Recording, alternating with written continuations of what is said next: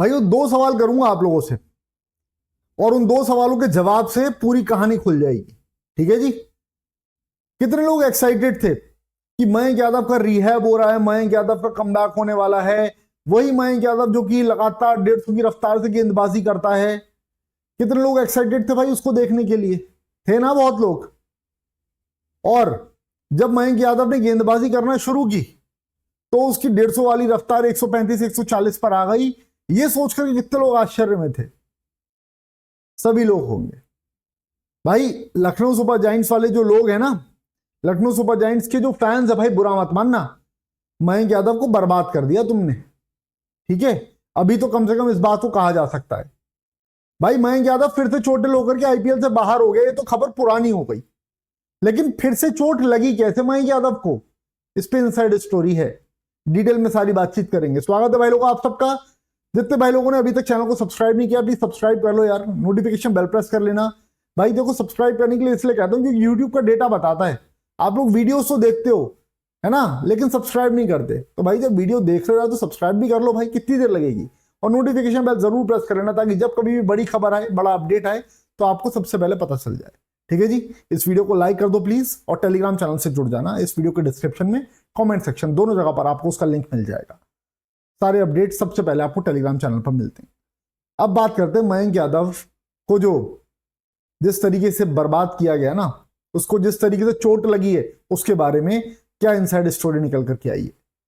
भाई देखो, आईपीएल जब से शुरू हुआ था तब से मयंक यादव कब कमबैक हो रहा है, कब वापसी हो रही है, यही सबके मन में सवाल था। फिर खबर आई कि यार शुरुआत के 3 मैच के बाद मयंक यादव आ जाएगा। फिर खबर आई कि मयंक यादव के टो में इन्फेक्शन हो गया है, पैर लग गया था पलंग से, तो उसके बाद वो नहीं आ पाया वापसी, कुछ समय बाद आएगा। 16 अप्रैल या 17 अप्रैल को मयंक यादव ने टीम को ज्वाइन कर लिया था और फिर सबको खुशी हो गई थी कि हाँ भाई वही रफ्तार आ गई है, वही रफ्तार दिखाई देगी। लेकिन मयंक यादव खेला नहीं उसके बाद। मयंक यादव खेला कब? 27 अप्रैल को, जब मुंबई के सामने मैच था। तब तकरीबन 10 दिन मयंक यादव ने बेंच पर आराम किया बस। एलएसजी ने तुरंत उसको नहीं खिलाया। सेंटर ऑफ एक्सीलेंस से जैसे ही उसको परमिशन मिल गई थी, अप्रूवल मिल गया था कि हाँ भाई फिजिकली फिट है, ये पूरा खिला सकते हैं, लेकिन उसको खिलाया नहीं, तुरंत इंतजार करवाया। तो भाई एक सवाल सबसे पहला जो उठ रहा है और जो रिपोर्ट आई है और जो अंदर की बात जो सोर्सेज ने बताई है वो भी बताऊंगा, लेकिन वो सबसे पहला सवाल कि भाई अगर 10 दिन का इंतजार कराना ही था तो काहे के लिए हड़बड़ी मचाई लखनऊ सुपर जायंट्स ने। भाई अंदर की बात बताऊं क्या आई है? अंदर की खबर ये आई कि लखनऊ सुपर जायंट्स को भी जल्दबाजी थी मयंक यादव की वापसी की, और बीसीसीआई के सेंटर ऑफ एक्सीलेंस में जो एक बदलाव हुआ था ना, 31 मार्च तक नितिन पटेल वहां पर चीफ थे, जो कि सारे जो फिजियोज थे उनके अंडर में काम करते थे, सारे फिजियोज, और वही रिहैब वगैरह सब मैनेज करते थे। उसके बाद धनंजय कौशिक आ गए, और धनंजय कौशिक जब से आए तब से मयंक यादव का हाल बेहाल हो गया। लखनऊ सुपर जायंट्स ने भी जल्दबाजी मचाई कि इनको चाहिए 11 करोड़ वाला प्लेयर है हमारा।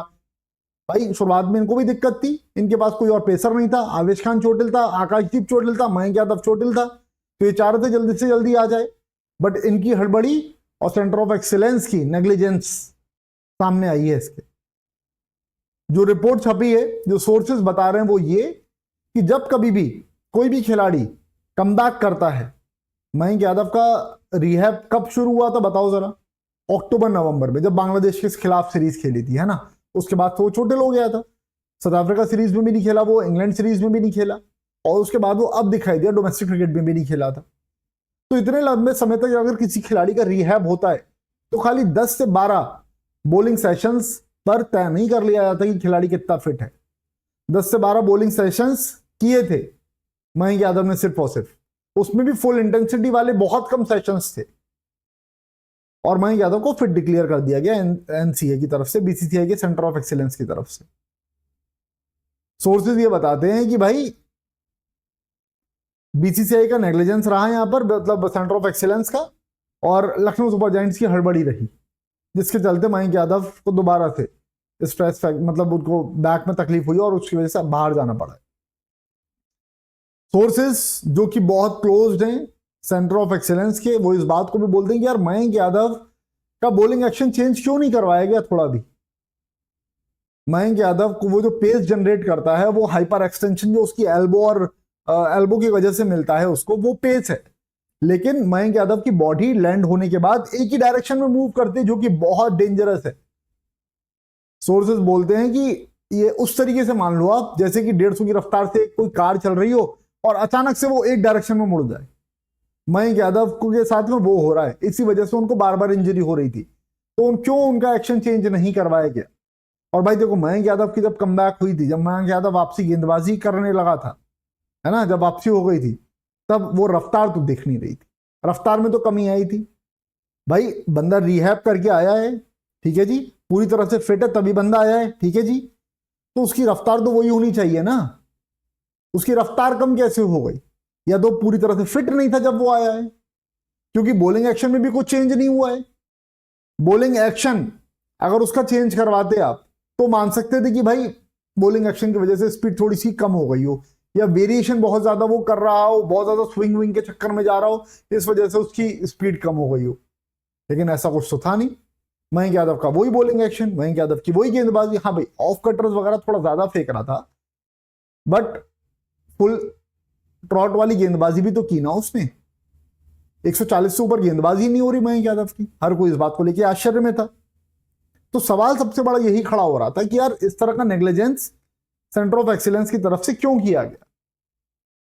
जब तक नितिन पटेल थे तब तक सब मामला सही चल रहा था, लेकिन जैसे ही ये आए धनंजय कौशिक, उसके बाद से दिक्कत में आ गए थे। तो ये बीसीसीआई की तरफ से जो दिक्कत हुई है, माफ करना, सेंटर ऑफ एक्सीलेंस की तरफ से जो दिक्कत हुई है, उसने मयंक यादव की टेंशन बढ़ा दी है। और मुझे नहीं पता, मुझे नहीं समझ में नहीं आ रहा कि भाई पूरी तरह से फिट होने के बाद 140 की रफ्तार से जो खिलाड़ी गेंदबाजी कर रहा है, 10 किलोमीटर पर आवर की रफ्तार जिसकी कम हो गई है, उसको कैसे अप्रूवल मिल गया यार? मतलब स्पीड कम हुई है, ये टेंशन वाली बात नहीं है, लेकिन पहले जैसी स्पीड नहीं रही है ना। स्पीड कम क्यों हुई है? क्या पूरी तरह से फिट नहीं है? और अगर फिट नहीं है तो अप्रूवल कैसे मिला उसको? ये बात समझ में नहीं आ रही भाई मुझे। फुल इंटेंसिटी से मयंक यादव ने गेंदबाजी ज्यादा नहीं की है।